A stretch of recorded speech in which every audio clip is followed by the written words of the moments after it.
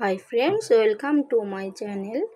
দেখুন বন্ধুরা, অম্বুবাচী ছেড়েছে তো সব আমার মাকে, লক্ষ্মী, গণেশ, গোপাল সবার ড্রেস চেঞ্জ করে পুরো টোটাল ঠাকুরের সিংহাসন গঙ্গা জল দিয়ে ধুয়ে মুছে এই যে সব ড্রেস চেঞ্জ করা হচ্ছে।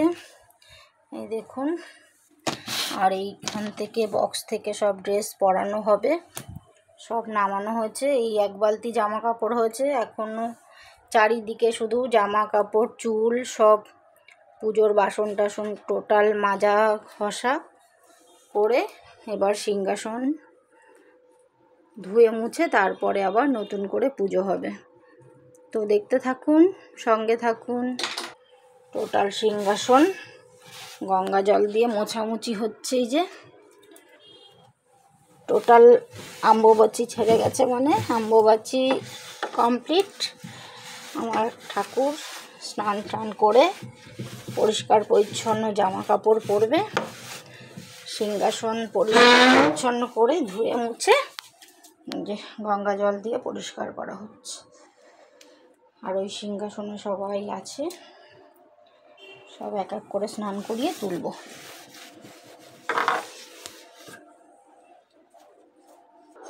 দেখুন বন্ধুরা, অম্বুবাচী ছেড়েছে আর আমার ঘর বাড়ির কি করুণ অবস্থা। ঠাকুরের সব পাল্টানো হচ্ছে, চেঞ্জ করা হচ্ছে। সিংহাসন এটা ধোয়া মোছা কমপ্লিট।